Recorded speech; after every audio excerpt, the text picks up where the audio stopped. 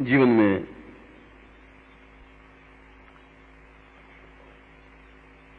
देवताओं, यक्षों, कुबेरों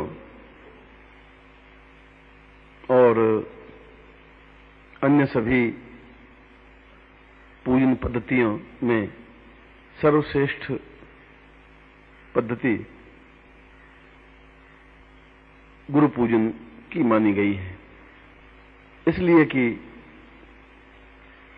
जीवन को पूर्ण प्रकाशवान और जाज्वल्यमान केवल एक व्यक्तित्व ही बना सकता है, जिसको शास्त्रों में गुरु कहा गया है। यदि जीवन को मेरु पर्वत पर और हिमालय से भी ऊंचा उठा सकता है तो वह केवल गुरु है। यदि उसे पूरे आकाश को नापना है और पूरे आकाश में फैल जाना है तो वह गुरु की सहायता से ही संभव है। और यदि पूरी पृथ्वी पर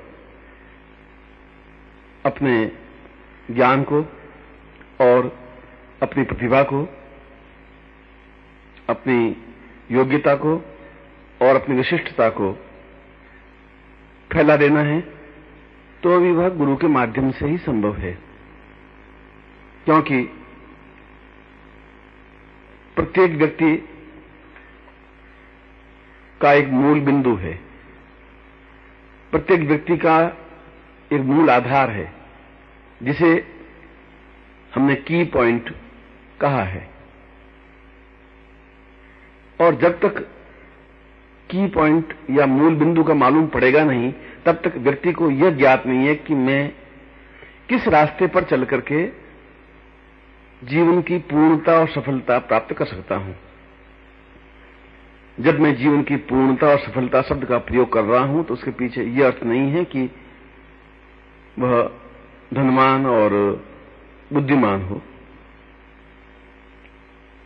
मेरा तात्पर्य यह है कि वह जीवन के प्रत्येक क्षेत्र में सर्वोच्च हो, और सर्वोच्च का तात्पर्य यह होता है कि उससे ऊपर कोई नहीं हो, एबनॉर्मल, उसके मुकाबले का कोई व्यक्तित्व खड़ा नहीं रह सके, जो कंकर को भी पूर्ण रूप से शंकर बना दे, जो जमीन पर पड़ा हुआ भी आकाश में छेद कर सके,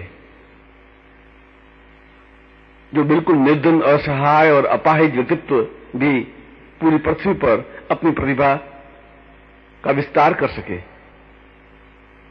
जो अपनी योग्यता के माध्यम से यह सिद्ध कर सके कि उसके समान और कोई व्यक्तित्व नहीं है। यह तभी संभव हो सकता है जब यह ज्ञात हो कि इस व्यक्ति का जन्म ईश्वर ने किस निमित्त किया है और इस व्यक्ति का मूल आधार क्या है, इस व्यक्ति की मूल चेतना क्या है। क्या यह व्यक्ति उच्च कोटि का सन्यासी बन सकता है? क्या यह व्यक्ति उच्च कोटि का वैज्ञानिक बन सकता है? क्या यह उच्च कोटि का व्यापारी बन सकता है? क्या यह सर्वोच्च कोटि का राजनीतिज्ञ बन सकता है? क्या यह अद्वितीय विद्वान बन सकता है? यह किस क्षेत्र में सर्वोच्च बन सकता है, यह तब ज्ञात होगा जबकि उसके मूल आधार का ज्ञान हो सके। और मूल आधार का ज्ञान केवल गुरु ही बता सकता है, क्योंकि वह उसके शरीर के पूरे अंदर उतर करके और शरीर ही नहीं, शरीर के सातों द्वारों के भीतर जाकर के उस मूल बिंदु को ढूंढ निकालता है, जिसके माध्यम से यह ज्ञात हो जाता है कि यह जीवन के इस क्षेत्र में अद्वितीय बना सकता है। क्या आप कल्पना कर सकते हैं कि आइंस्टीन को अगर कपड़े की दुकान खोल के दे दी जाती तो क्या वह योग्य बन जाता? क्या आप कल्पना कर सकते हैं कि यदि बिड़ला जी को सन्यासी बना देते तो वह संसार में प्रसिद्ध हो जाते? क्या आप ये सोच सकते हैं कि भगवत्पाद शंकराचार्य को किराने की दुकान खोल के बिठा देते तो वह अद्वितीय बन जाते? नहीं। इसलिए कि उन लोगों को यह ज्ञात हो गया था कि उनका की पॉइंट क्या है, और यह की पॉइंट, यह मूल बिंदु भाग्य के द्वारा नहीं जाना जा सकता। हाथ की रेखाओं में यह नहीं लिखा हुआ है, क्योंकि जब तक ज्ञात होगा तब तक तो जीवन का बहुत बड़ा रास्ता पार किया जा चुका होगा और जीवन बहुत छोटा सा है, इतना छोटा सा कि जैसे एक नदी में पानी का बुलबुला उठा, कुछ क्षण तैरा और फूट गया। उस बुलबुले जैसी ही स्थिति इस संसार भवसागर में मनुष्य की है। बहुत छोटी सी स्थिति है, बहुत छोटी सी उम्र है, बहुत छोटा सा समय है। और यदि जीवन के 40 वर्षों के बाद और 45 वर्षों के बाद और 50 वर्षों के बाद ज्ञात हो सके कि मैंने जो रास्ता चुना था वह गलत है, सही तो रास्ता मेरा ये था, इस रास्ते पर चल करके मैं ज्यादा सफलता पा सकता था, तब तक तो जीवन का अधिकांश भाग नष्ट हो चुका होता है, बर्बाद हो चुका होता है, व्यर्थ में गंवा चुका होता है। प्रारंभ से ही यदि उस व्यक्ति को यह ज्ञात हो जाए कि मुझे इस रास्ते पर चलना है, किस रास्ते पर चलना है यह उसके माता पिता नहीं बता सकते, यह उसके मित्र और स्वजन नहीं बता सकते, यह केवल गुरु बता सकते हैं। इसलिए जीवन की पूर्ण चेतना का आधार गुरु है, जीवन का सही अर्थों में मार्गदर्शक गुरु है, जीवन को पूर्णता तक पहुंचाने की क्रिया का मूल बिंदु गुरु है, जीवन को सब कुछ दे देने की क्रिया गुरु के माध्यम से संभव है, जीवन को विस्तार दे देने की प्रक्रिया गुरु के द्वारा संभव है।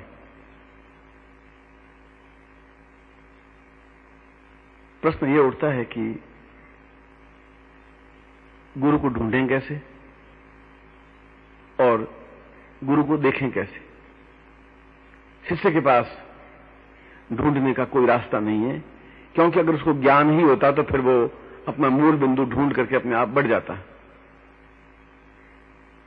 शिष्य के पास पहचानने की कोई कसौटी नहीं है, शिष्य के पास गुरु की परीक्षा लेने का और गुरु को समझने का कोई तरीका नहीं है, शिष्य के पास कोई मापदंड नहीं है जिसके माध्यम से वह समझ सके कि किस प्रकार से गुरु का ज्ञान और गुरु की पहचान हो सके। और उसकी आंख में भी वह शक्ति नहीं है जिसके द्वारा वह गुरु को पूर्ण रूप से देख सके, क्योंकि वह जो कुछ देखेगा गुरु का बाह्य रूप देखेगा, बाहरी कलेवर देखेगा, बाहरी शरीर देखेगा। और बाहरी शरीर तो आवरण है, उस आवरण के भीतर झांक करके देखने की जो प्रक्रिया है, उस प्रक्रिया को यदि समझेंगे तो गुरु को समझा जा सकेगा।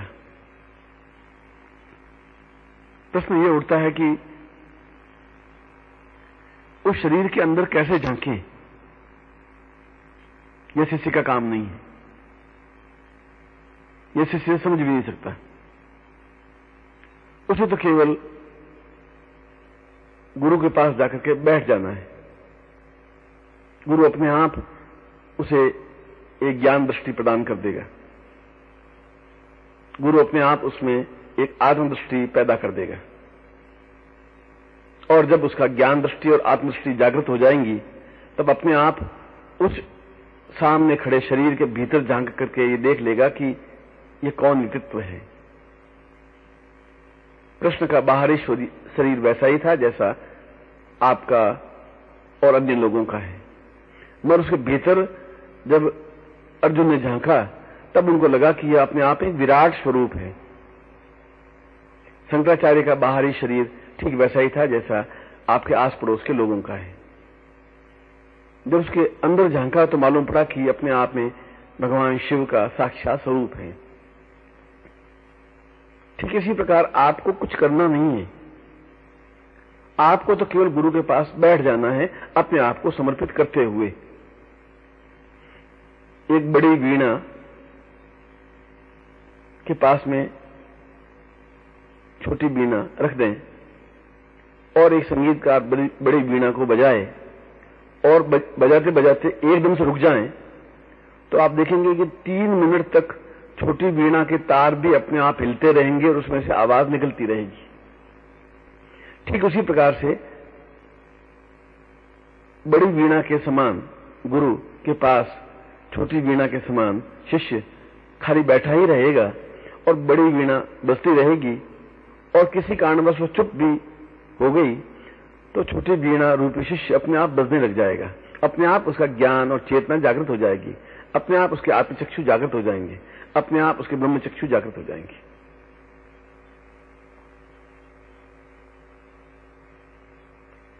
प्रश्न उठता है कि शिष्य का कर्तव्य क्या है, क्या करे जिससे उसके ज्ञान चक्षु जागृत हो सके। उसके लिए मन में गुरु को स्थापन करके, गुरु का ध्यान करके, गुरु का चिंतन करके कि यह व्यक्तित्व ही मेरा गुरु है, यही मुझे इस भवसागर से पार लगा सकता है, यही मुझे कीबोर्ड या अपना मूल बिंदु मुझे बता सकता है, इसके बताए हुए रास्ते पर चलकर ही मैं आकाश को स्पर्श कर सकता हूं।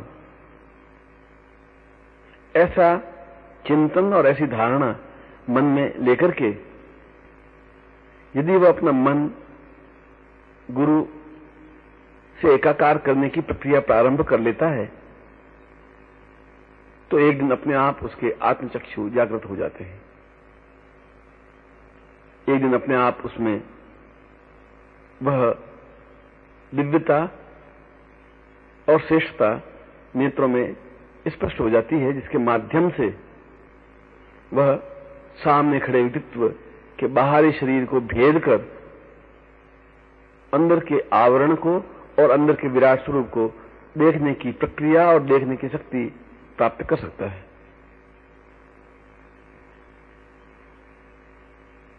प्रश्न उठता है कि गुरु पूजन की तो सैकड़ों पुस्तकें हैं, सैकड़ों अध्याय हैं, सैकड़ों पत्रिकाएं हैं, क्या कोई ऐसी पूजन पद्धति है, कोई ऐसी प्रक्रिया है, कोई ऐसा चिंतन है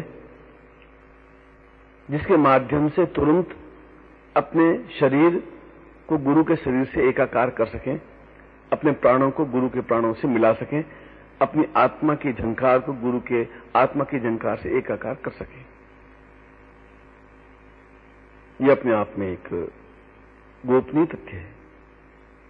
यह अपने आप में एक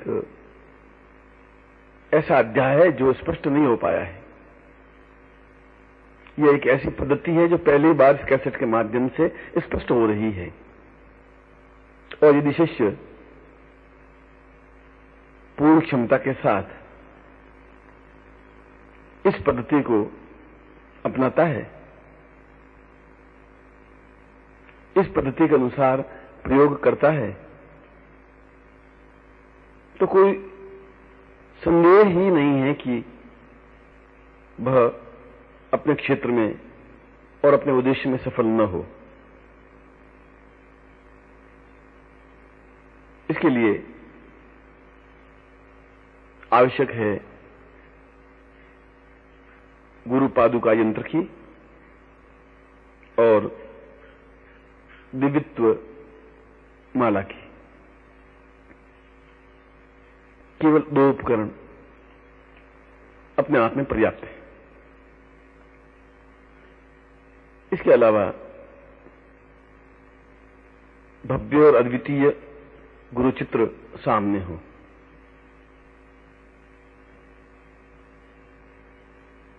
और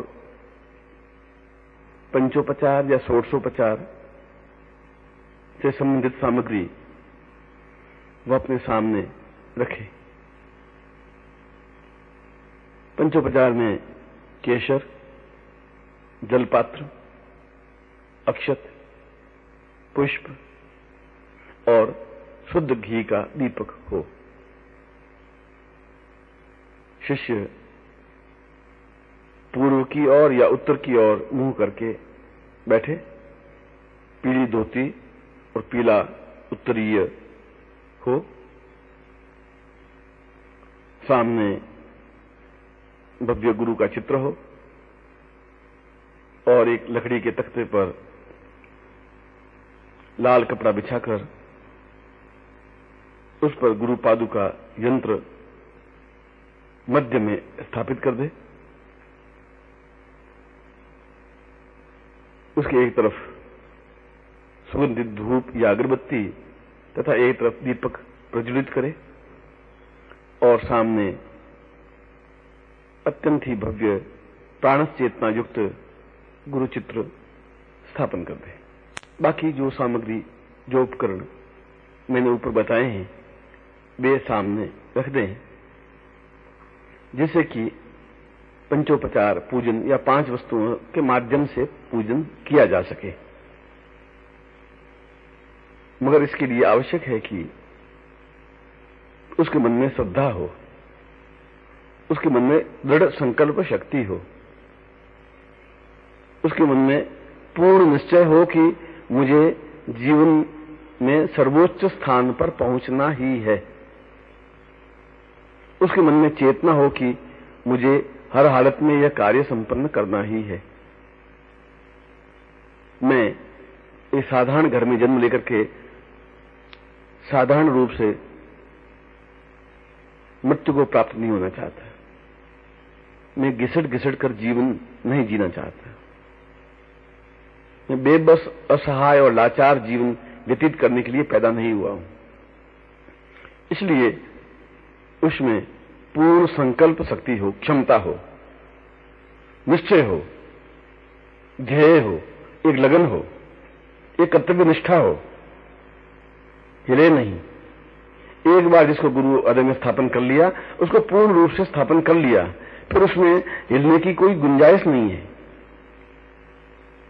जो गुरु ने आज्ञा दे दी उसको पालन कर ही लिया।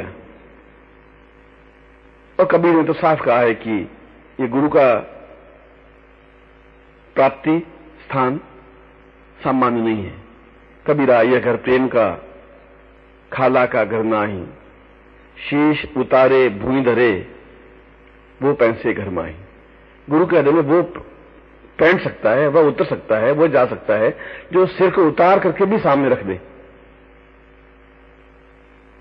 जब शिष्य अपना सब कुछ त्याग कर लेता है तो सब कुछ प्राप्त कर लेता है।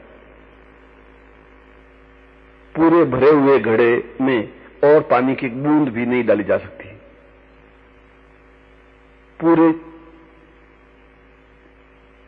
लबालब भरे हुए दीपक में घी की एक बूंद भी डालने पर वह बूंद छल चला जाएगी, वह दीपक नहीं जल सकता। और यदि शिष्य के अंदर अहंकार, द्वेष, झूठ, छल, कपट और न्यूनता से भरा हुआ दीपक है तो जलाने पर भी उसमें और कुछ भी प्रवेश नहीं कर सकता, न रोशनी पैदा हो सकती है। बिल्कुल रिक्त पात्र बनकर के गुरु के सामने बैठना आवश्यक है। बिल्कुल खाली अपने आप में बैठना आवश्यक है। न उसे तंत्र का ज्ञान है, न मंत्र का ज्ञान है, न योग का ज्ञान है, न चिंतन है, न विचार है, न धारणा है, न ध्यान है, न समाधि है, न पूर्णता है, न सफलता है। उसे कुछ भी ज्ञान नहीं है। वह सब कुछ तो एक तरफ है। गुरु क्या देना चाहता है उसको केवल स्वीकार करना है। किस प्रकार से गुरु से प्राप्त करना है उसके लिए तो बिल्कुल खाली होकर के उनके सामने बैठना होगा।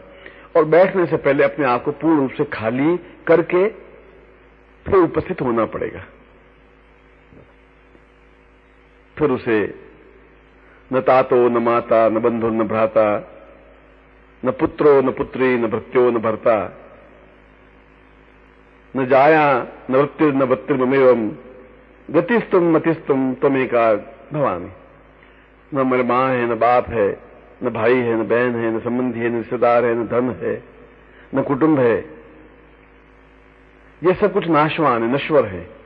यह मेरे जीवन को ऊंचा नहीं उठा सकते। यह स्वार्थ से मेरे से जुड़े हुए हैं, आबद्ध हैं। इन सब से परे हट करके, इन सबको छोड़ करके अपना सब कुछ गुरुदेव के चरणों में न्योछावर करके शिष्य पूर्ण रूप से सेवा, समर्पण और संकल्प तीनों स्थितियों को लेकर के गुरु के सम्मुख बैठे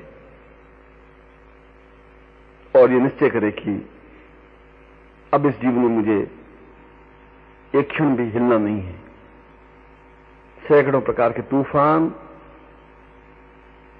सैकड़ों प्रकार की समस्याएं, सैकड़ों प्रकार के बवंडर भले ही जीवन में आ जाएं, विचलित करने के लिए सैकड़ों लोग प्रयत्न कर दें, घर वाले उसको अपने स्थान से हिलाने के लिए बाध्य कर दें, मगर अगर उसका संकल्प मजबूत है, अगर उसकी संकल्प शक्ति अपने आप में दृढ़ है, तो फिर उसे कोई हिला नहीं सकता।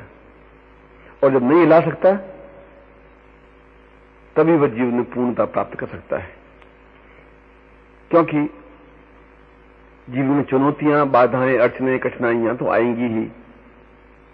और यदि आपने आधा रास्ता पार कर लिया और एकदम से उन बाधाओं, अड़चनों या पारिवारिक बंधनों से जकड़ करके थोड़ा सा भी पगडंडी या रास्ता बदल दिया, तो गुरु का सब किया कराया पानी मिल जाएगा और आपका जीवन एक प्रकार से समाप्त सा हो जाएगा, व्यर्थ हो जाएगा।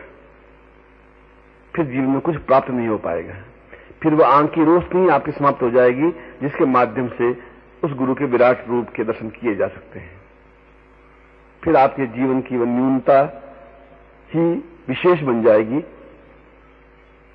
जो कि कभी आपकी विशिष्टता थी, और एक सामान्य से व्यक्तित्व बनकर के अपने और गुरु के दोनों नामों पर एक दब्बा लगा देंगे। इसलिए इस बात को तो पहले ही निर्णय ले लेना है कि ये बवंडर, ये तूफान, ये समस्याएं, ये बाधाएं, ये अड़चनें, ये कठिनाइयां तो आएंगी ही। परिवार मुझे रौंदेगा, समाज मेरी आलोचना करेगा और प्रत्येक व्यक्ति मेरे बीच में बाधक बनकर के खड़ा होगा, मगर मुझे हिलना नहीं है और मुझे गुरु के चरणों में समर्पित होना ही है। या तो भवसागर ये पार करा देंगे या बीच मझधार में डूब जाएंगे, मगर जो कुछ होगा वो देखा जाएगा। ऐसा जब निश्चय लेकर के शिष्य इस रास्ते पर पांव रखता है तो उसको फिर देवता भी नहीं हिला सकते, फिर कोई उसका रास्ता नहीं रोक सकता। फिर पूर्णता ही उसके जीवन का पर्याय बन जाता है। फिर उसके चेहरे के चारों ओर आभा मंडल स्थापित हो जाता है। फिर उसकी आंखों में एक लपक पैदा हो जाती है। फिर उसके चेहरे पर एक विद्युत आभासी एहसास होने लग जाती है।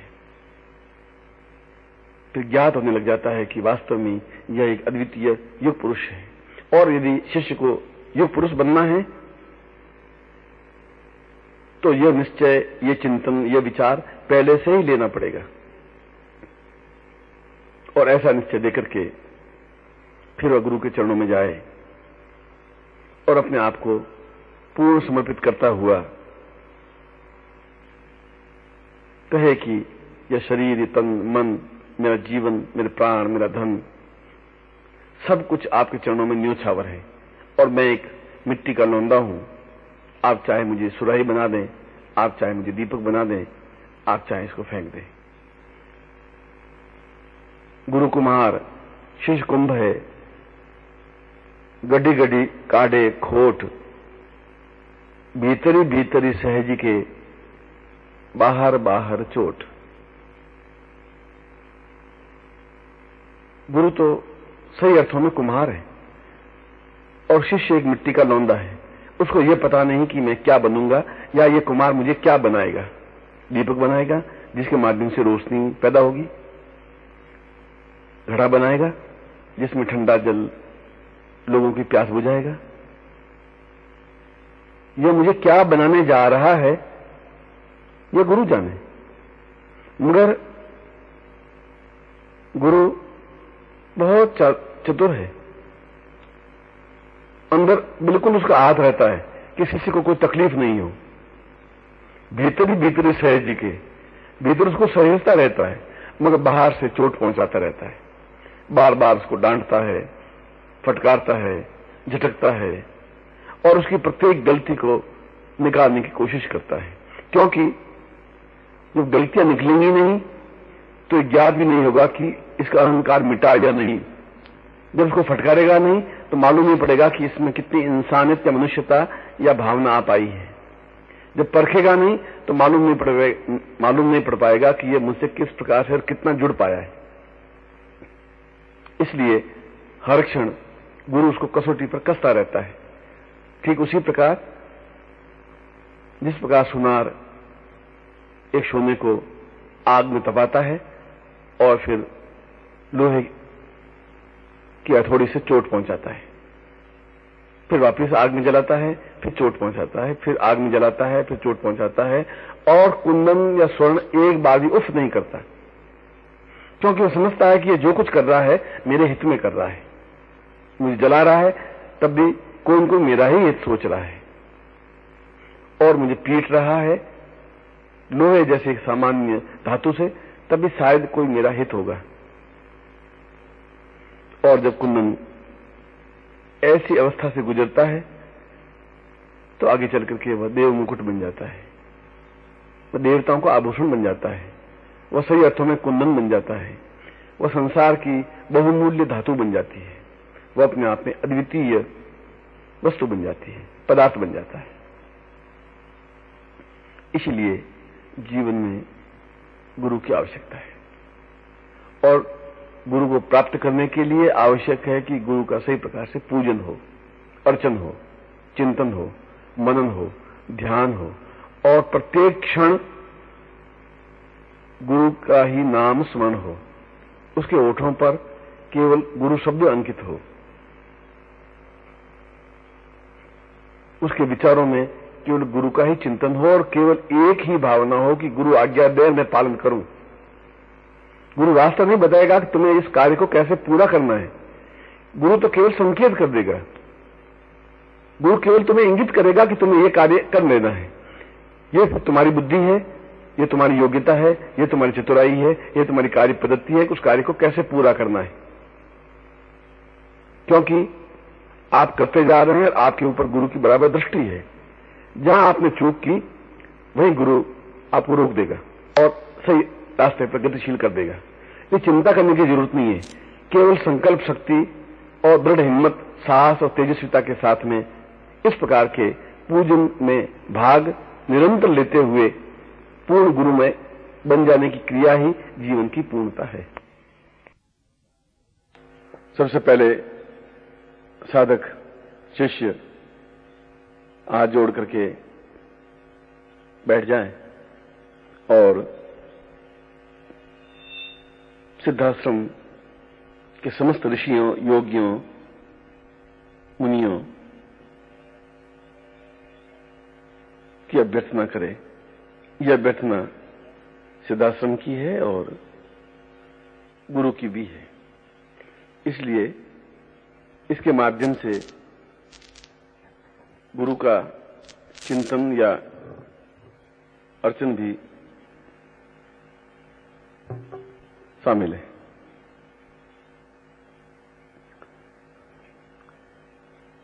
अहम त्वाम वदेवं भवतां च नित्यं सदैवं शरण्यं सदैवं भवेतु। एको हि मंत्र एको हि कार्य गुरुत्वं शरण्यं गुरुत्वं शरण्यं। त्वं मात्र रूपं पितृस्वरूपं आत्मस्वरूपं देवस्वरूपं पूर्णस्वरूपं ब्रह्मस्वरूपं गुरुत्वं शरण्यं गुरुत्वं शरण्यं। त्वं रुद्ररूपं विष्णुस्वरूपं ब्रह्मस्वरूपं देवादिदेवं। नित्यं त्वमेव परिपूजितपूर्णनित्यं गुरुत्वं शरण्यं गुरुत्वं शरण्यं। त्वं नाथ देवम् तुम चिन्त्य देवम् अहं तां वरेण्यं गुरुत्वं भवेतु सदा हि अदेवं सदा हि भजामं गुरुत्वं शरण्यं गुरुत्वं शरण्यम् न तातो न माता न बंधुर्न भ्राता न पुत्रो न पुत्री न भृत्यो न भर्ता न जाया न वित्तं न गतिर्ममेवं गुरुत्वं शरण्यं गुरुत्वं शरण्यम् अनाथो दरिद्रो जरारोगयुक्तो महाक्षीणदीना सदा जाड्यवगता विपत्ति प्रविष्ट सदाहं भजामि गुरुत्वं शरण्यं गुरुत्वं शरण्यम् नित्येव देवं गुरुत्वं त्वमेवं परिपूजयामि गुरुत्वं त्वमेवम् भवाब्धाव पारे महादुःखभीरो गुरुत्वं शरण्यं गुरुत्वं शरण्यम्। इस प्रकार से पूर्ण श्रद्धा युक्त गुरुस्तवन करके घृत का दीपक प्रज्वलित करे और अगरबत्ती या धूप प्रज्वलित कर दे। फिर सामने जो चित्र है उस चित्र को गंगा जल से धोकर पहुंचकर स्थापित कर दे। साथ ही साथ जो गुरु पादुका यंत्र है उस यंत्र पर जल से स्नान कराकर पहुंचकर शुद्ध पात्र में उसको स्थापित कर दे।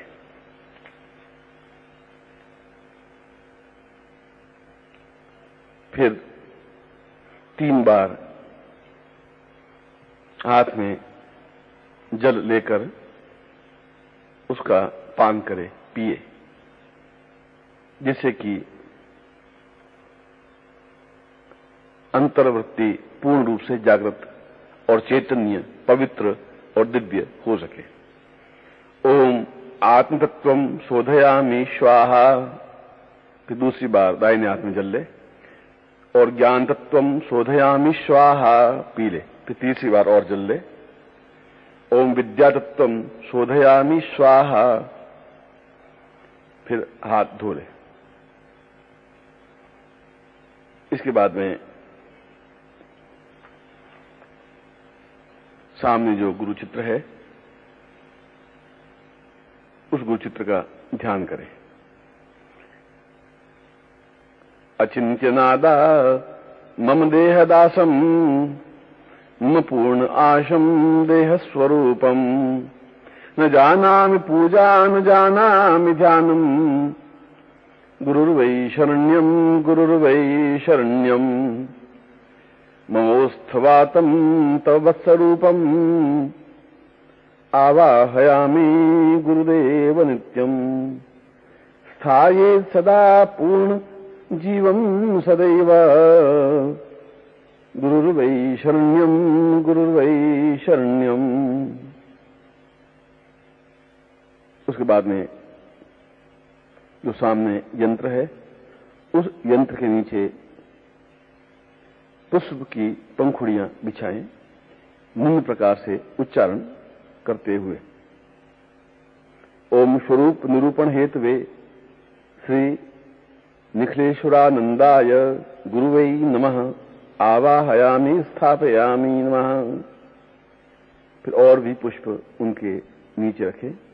ओम स्वच्छ प्रकाश विमर्श हेतवे श्री सच्चिदानंद परम गुरुवै नमः आवाहयामि स्थापयामि नमः। फिर तीसरी बार गुरुचित्र के नीचे पुष्प स्थापन करें। ओम स्वात्माराम पिंजर विलीन तेज से श्री ब्रह्मणे पारमेष्ठि गुरुवै नमः आवाहयामि स्थापयामि नमः। उसके बाद में गुरु को अपने शरीर में स्थापन करने के लिए हृदय पर दाहिने हाथ की पांचों उंगलियां रखते हुए इस प्रकार से उच्चारण करें। श्री शिवानंदनाथ पराशक्त्यंबा मूलाधार चक्रे स्थापयामि नमः। श्री सदाशिवानंदनाथ चित्शक्त्याम्बा स्वाधिष्ठान चक्रे स्थापयामि नमः। श्री ईश्वरानंदनाथ आनंद शक्त्यंबा मणिपुर चक्रे स्थापयामि नमः। श्री रुद्रदेवानंदनाथ इच्छा शक्त्यंबा अनाहत चक्रे स्थापयामि नमः। श्री विष्णुदेवानंदनाथ क्रियाशक्त्यंबा सहस्रार चक्रे स्थापयामि नमः। इसके बाद अर्घ्य में या कटोरी में जल, कुमकुम और पुष्प देकर जो सामने यंत्र रखा हुआ है उस यंत्र पर चढ़ाए। ओम देवो तवा वै सर्वाम प्रणतवम परिसंयुक्तवाम सकृत्वम सदेवा अर्घ्यम समर्पयामि नमः।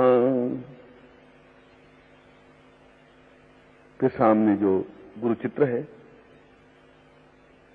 उस गुरुचित्र के सामने भी इस प्रकार से कुमकुम या चंदन, जल और पुष्प लेकर के 9 बार गुरुचित्र के सामने चढ़ाए और इस प्रकार 9 बार उच्चारण, प्रत्येक बार उच्चारण करें और प्रत्येक बार चढ़ाए। ओम श्री उन्मनाकाशानंदनाथ जलम समर्पयामि नमः। ओम श्री समकाशानंदनाथ स्नानम समर्पयामि नमः। ओम श्री व्यापकानंदनाथ सिद्धयोगा जलम समर्पयामि नमः। ओम श्री सत्याकाशानंदनाथ चंदनम समर्पयामि नमः। ओम श्री धुन्याकाशानंदनाथ कुंकुमम समर्पयामि नमः। ओम श्री ध्वनि मात्र काशानंदनाथ केशरम समर्पयामि नमः। ओम श्री अनाहता काशानंदनाथ अष्टगंधम समर्पयामि नमः। ओम श्री बिंद्वा काशानंदनाथ अक्षितान समर्पयामि नमः। ओम श्री दुंद्वा काशानंदनाथ सर्वोपचारान समर्पयामि नमः। उसके बाद में जो चित्र है उस चित्र पर और यंत्र पर केशर या कुमकुम लगाए।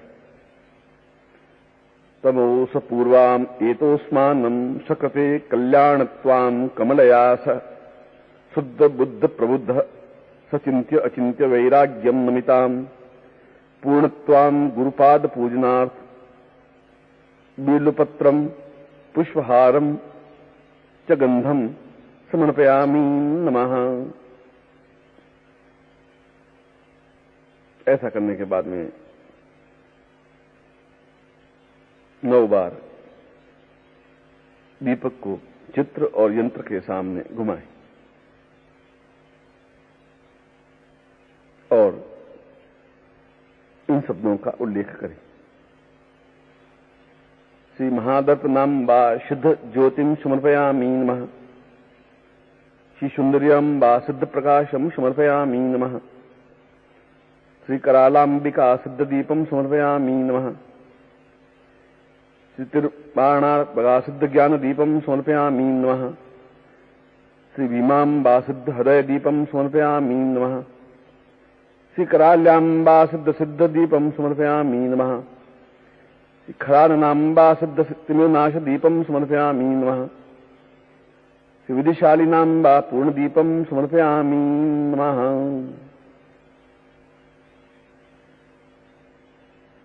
इसके बाद में हाथों में पुष्प लेकर के चित्र के सामने समर्पित करें।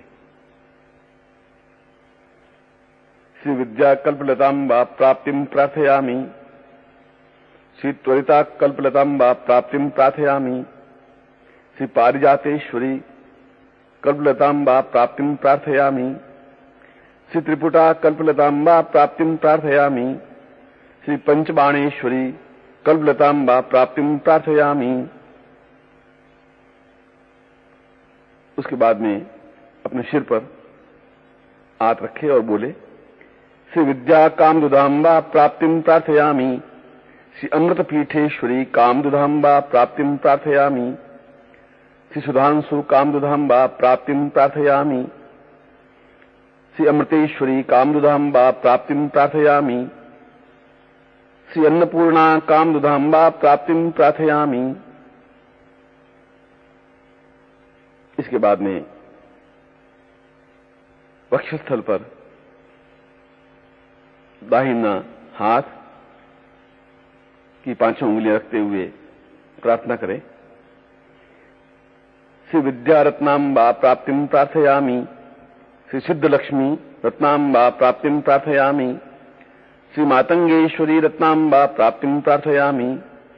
श्री भुवनेश्वरी रत्नांबा प्राप्तिम प्रार्थयामि। श्री वाराही रत्नांबा प्राप्तिम प्रार्थयामि। श्री मनमालिनी रत्नांबा प्राप्तिम प्रार्थयामि। उसके बाद में दोनों हाथों में पुष्प लेकर के गुरुदेव के चित्र के सामने समर्पित करें, जिससे कि शिष्य को संपूर्ण सिद्धि प्राप्त हो सके और 52 मातृकाओं के माध्यम से अंदर के समस्त चक्र और समस्त शरीर जागृत हो सके। दोनों हाथों में पुष्प लेकर के उच्चारण करें।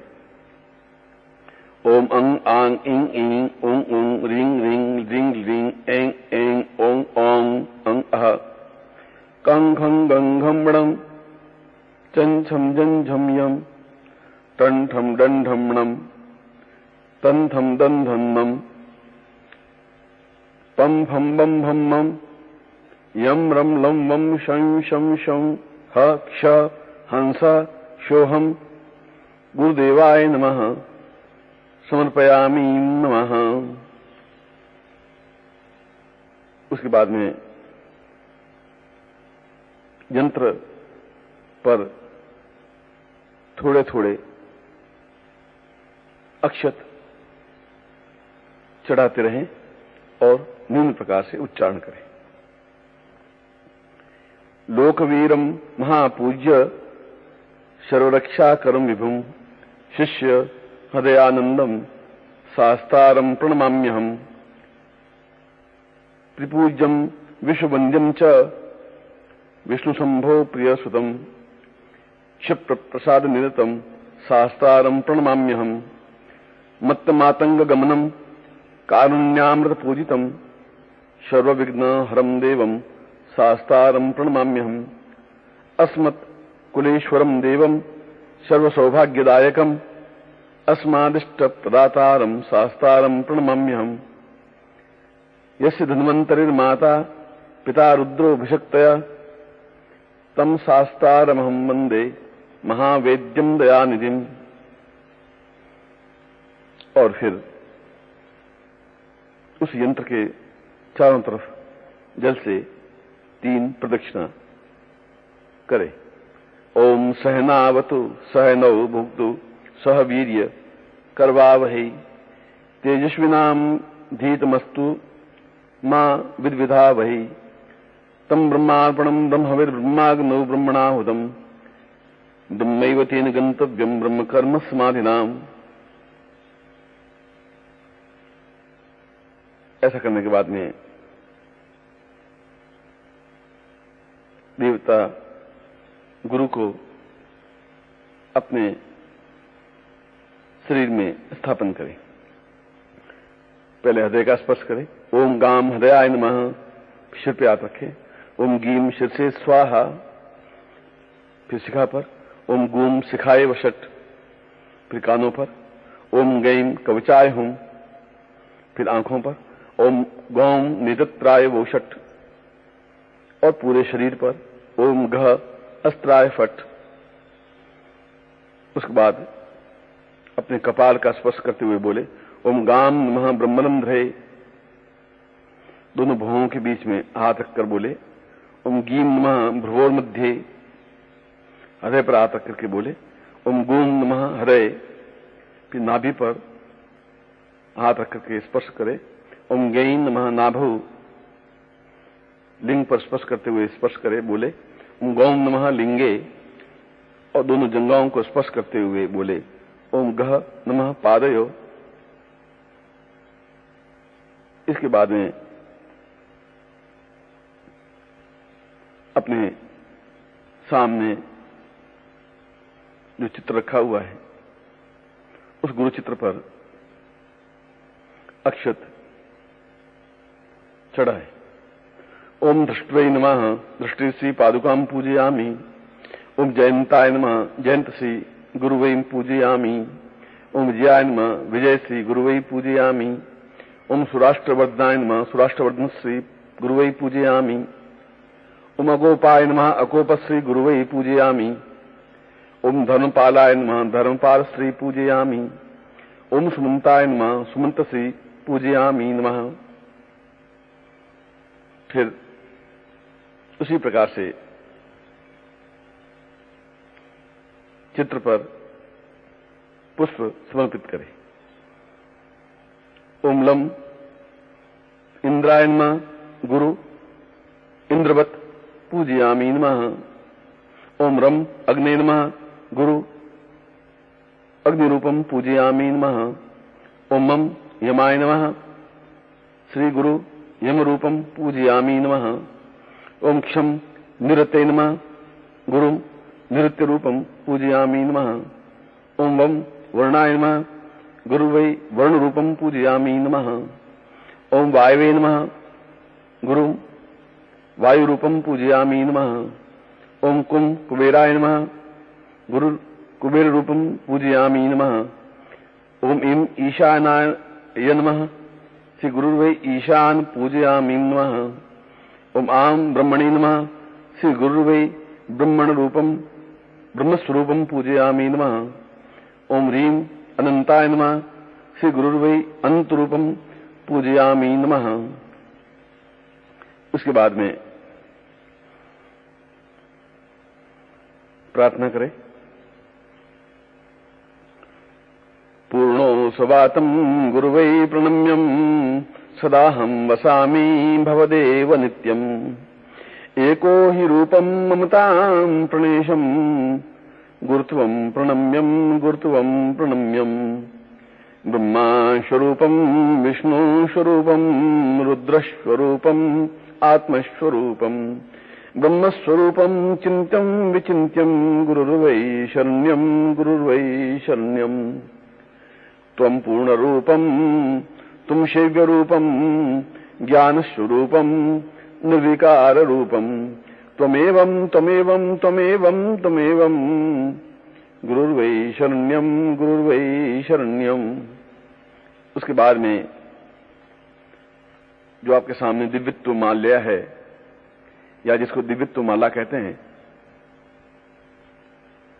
उसके माध्यम से, उस माला से एक माला मंत्र जाप करें, जो कि मंत्र है ओम ऐं ब्रह्म ब्रह्मांड स्वरूपम ब्रह्म ऐं फट।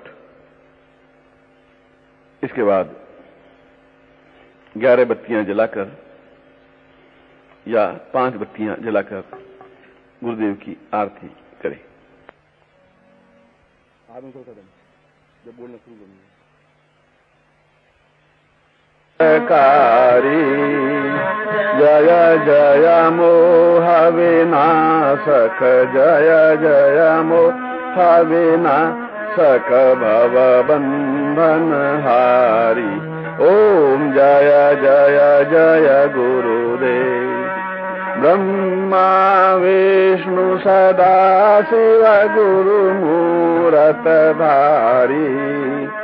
वेद पुराण बखानत वेद पुराण बखानत गुरु महिमा भारी। ओम जय जय जय गुरुदेव जप तप तीरथ संयम दान विविध कीजे। गुरु बिन ज्ञान न होवे प्रभु बिन ज्ञान न होवे कोटि यतन कीजे। ओम जय जय जय गुरुदेव माया मोहन दी जल जीव बहे सारे।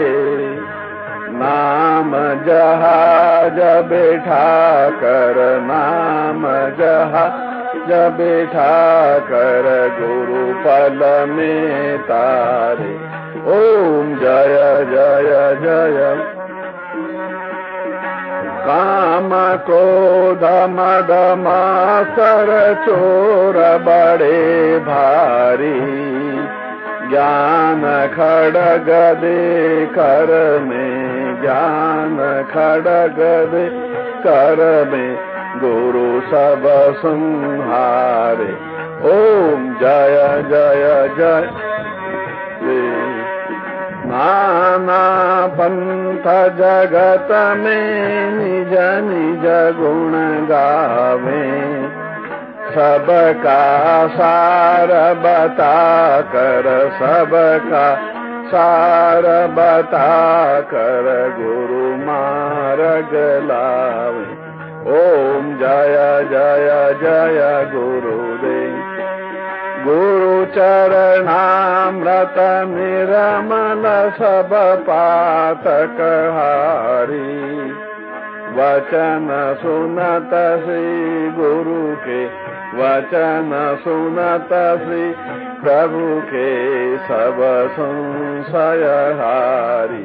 ओम जय जय जय गुरु तन मन धन सब अर्पण गुरु चरणन कीजे। ब्रह्मानंद परम पद ब्रह्मानंद परम पद मोक्ष गति दीजे। ओम जय जय जय गुरुदेव ओम जय जय जय गुरु। फिर हाथों में पुष्प लेकर के बोले ओम जगनेन जगदमाया जन्ता देवास्तानि धर्माणि प्रथमान्यासन्न ते हनाकं महिमानः सचन् तत्र पूर्वे साध्या सन्ति देवाः। ओम राजाधिराजाय प्रसीद साहिने नमो वयं वै श्रवणाय कुर्महे। समे कामान् कामकामाय मह्यम् कामेश्वरो वैश्रवणो ददातु। कुबेराय वैश्रवणाय महाराजाय नमः।